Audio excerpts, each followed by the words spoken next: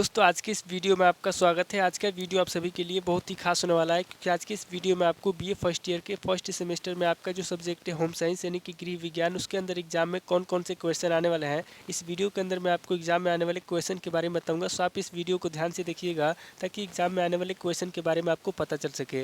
और जो भी स्टूडेंट बीए फर्स्ट ईयर के अंदर है, जिनका फर्स्ट सेमेस्टर के एग्जाम चल रहा है या फिर फर्स्ट सेमेस्टर के एग्जाम होने वाला है, वो लोग कमेंट करके जरूर बताएं कि नेक्स्ट क्वेश्चन पेपर उनको किस सब्जेक्ट के ऊपर चाहिए, ताकि आपके कमेंट कर मैं आपको क्वेश्चन पेपर दे सकूँ। तो ये बिना किसी देरी के हम लोग शुरू करते हैं। और होम साइंस के अंदर एग्जाम में जो भी क्वेश्चन आने वाले हैं, यानी कि गृह विज्ञान के अंदर जो भी क्वेश्चन आने वाले हैं, उन आने वाले क्वेश्चन के बारे में जानते हैं। तो यहाँ पे सबसे पहले हम लोग लघु उत्तरीय प्रश्नों के बारे में जानेंगे। तो लघु उत्तरीय प्रश्नों में पहले प्रश्न की बात की जाए तो यहाँ पे आपका पहला प्रश्न दिया हुआ है, पियाजे के संज्ञानात्मक विकास सिद्धांत की विवेचना कीजिए। पहला क्वेश्चन कह रहा है जो पियाजे है, यहाँ पे आपको पियाजे के संज्ञानात्मक विकास सिद्धांत के बारे में बताना है। अब अगली क्वेश्चन की बात की जाए तो यहाँ पे आपका दूसरा क्वेश्चन दिया हुआ है, क्रियात्मक विकास के निर्धारकों को बताइए। दूसरा क्वेश्चन कह रहा है जो क्रियात्मक विकास है, यहाँ पे आपको क्रियात्मक विकास के निर्धारकों के बारे में बताना है। अब अगले क्वेश्चन की बात की जाए तो यहाँ पे आपका तीसरा क्वेश्चन दिया हुआ है, आरंभिक बाल्यावस्था में विकासात्मक विकास पर प्रकाश डालिए। तीसरा क्वेश्चन कह रहा है जो आरंभिक बाल्यावस्था है, यहाँ पे आपको आरंभिक बाल्यावस्था में विकासात्मक विकास पर प्रकाश डालना है। अब अगले क्वेश्चन की बात की जाए तो यहाँ पे आपका चौथा क्वेश्चन दिया हुआ है, गर्भावस्था के लक्षणों को बताइए। चौथा क्वेश्चन कह रहा है जो गर्भावस्था के लक्षण है, यहाँ पे आपको गर्भावस्था के लक्षणों को बताना है। अब अगले क्वेश्चन की बात की जाए तो यहाँ पे आपका पांचवा क्वेश्चन दिया हुआ है, विस्थापक पदार्थों से आपका क्या अभिप्राय है। पांचवा क्वेश्चन कह रहा है जो विस्थापक पदार्थ है, यहाँ पे आपको बताना है कि विस्थापक पदार्थों से आपका क्या मतलब है। अब अगले क्वेश्चन की बात की जाए तो यहाँ पे आपका छठा क्वेश्चन दिया हुआ है, भोजन पकाते समय क्या क्या सावधानियाँ अपनानी चाहिए। छठा क्वेश्चन कह रहा है जो भोजन है, यहाँ पे आपको बताना है कि भोजन पकाते समय किन किन सावधानियों से बचना चाहिए।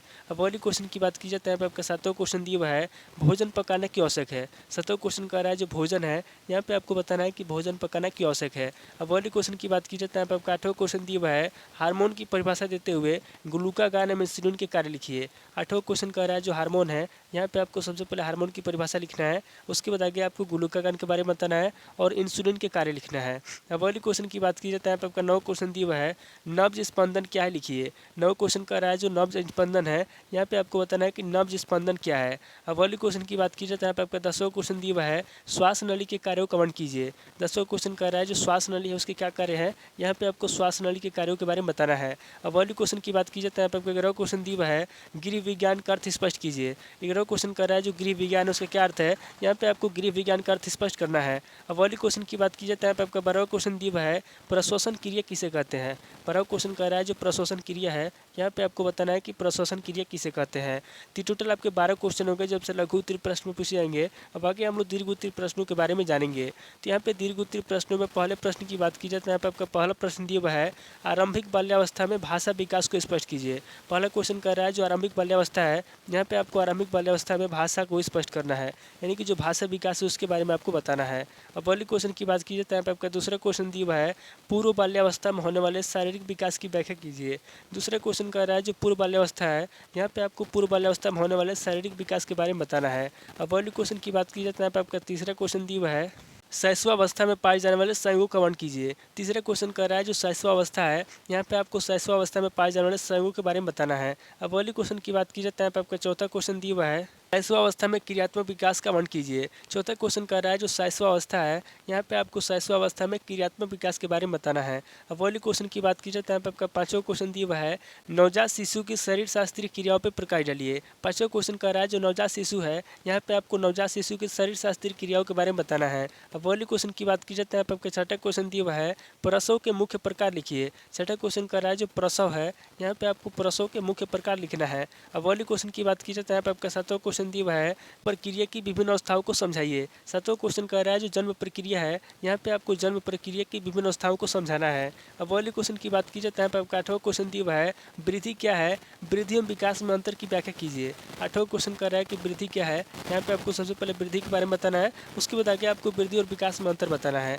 अब अगले क्वेश्चन की बात की जाए तो यहाँ पे आपका 9वां क्वेश्चन दिया हुआ है, मानव विकास की अवस्थाओं का वर्णन कीजिए। 9वां क्वेश्चन कह रहा है जो मानव विकास की अवस्थाएं हैं, यहाँ पे आपको मानव विकास की अवस्थाओं के बारे में बताना है। है। अब अगले क्वेश्चन की बात की जाए तो यहाँ पे आपका 10वां क्वेश्चन दिया हुआ है, सूक्ष्म पोषक तत्वों से आप क्या समझते हैं? सूक्ष्म पोषक तत्वों का संक्षिप्त वर्गीकरण एवं महत्व पर प्रकाश डालिए।